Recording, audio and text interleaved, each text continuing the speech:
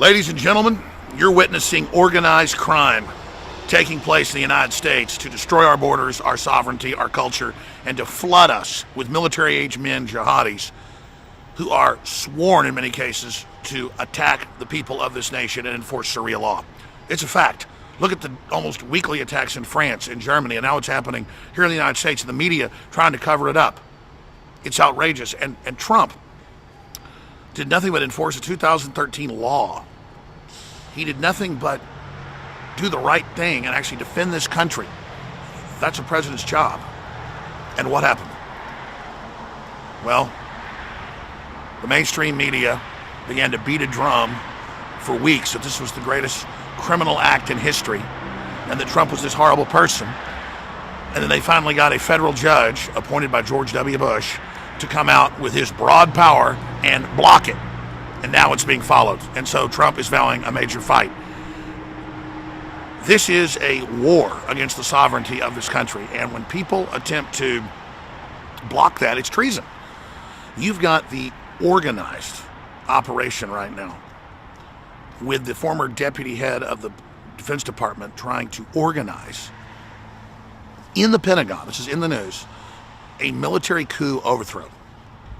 That is what is outrageous. That is what is incredibly destructive and dangerous.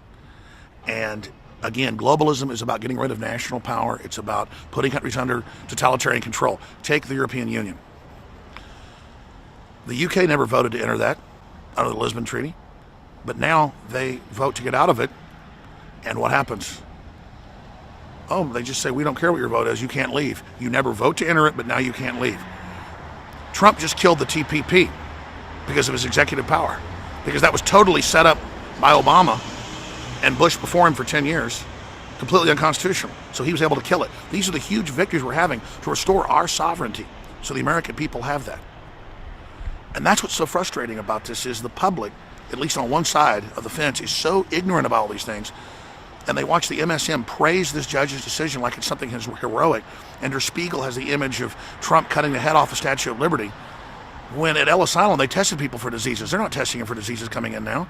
And they're bringing people in from 6 countries, many of which don't even have working airports, like Somalia or Sudan, that only has a military airport for bombing Christians in the South. These are failed insane asylum states that sell women on the block every week at markets into slavery.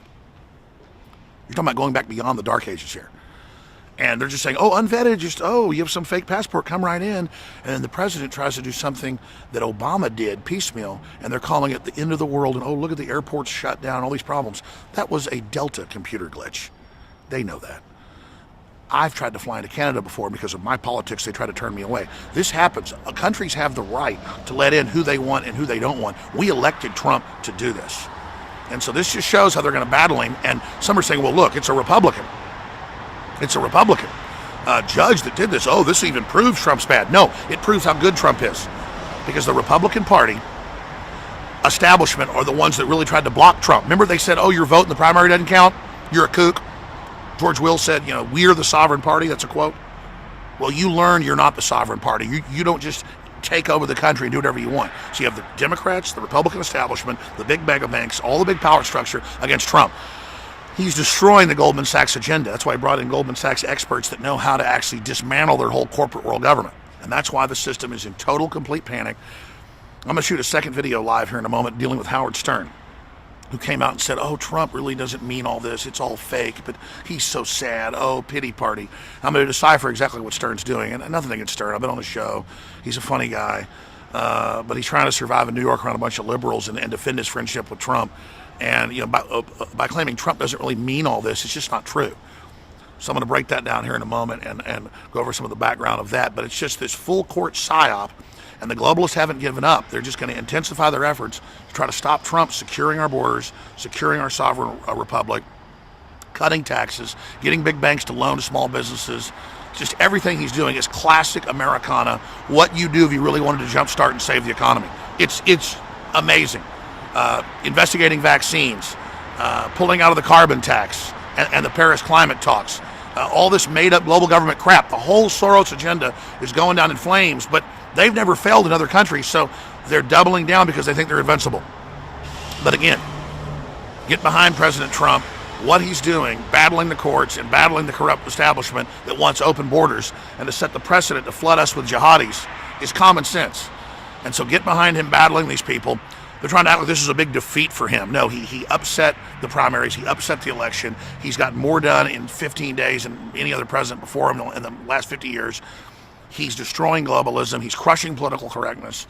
He's hitting on all cylinders. It's amazing. And now they want to try to spin all this to stall his presidency. And of course, this won't do it.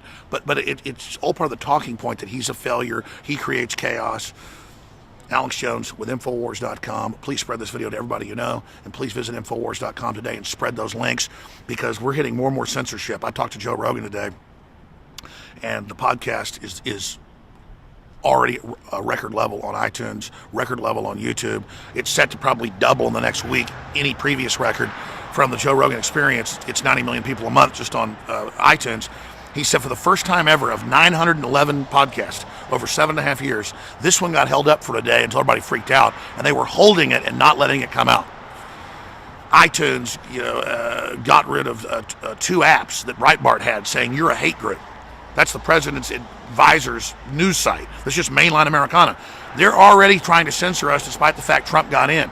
And there's internal forces from the Republican Party inside there trying to make sure they keep the establishment media in there as well, to keep Trump pinned down. I mean, Trump is literally surrounded by traitors. And all he's got is people like Stephen Bannon. And General Flynn and General Mattis, but they're busy with big geopolitical issues and trying to unfreeze the economy, bring God back into America, and to send the power back to the states and back to the people. America first, folks. All these other countries, I mean, these Muslim countries that we're talking about don't even let Christians and Jews into them. At least 6 of them. I mean, we can't go there. A woman can't walk down the street in these countries with their hair out. But again, they go, you're going to let these people in with their fake passports. How dare you? All he wants is vetting. But they turn that upside down like, Trump wants sunshine, says plants need sunshine, or Trump says fish need water. Isn't that crazy? They invert reality. Infowars.com/show. One more report coming up on the globalist spin machine in just a moment. Please spread this link. God bless you.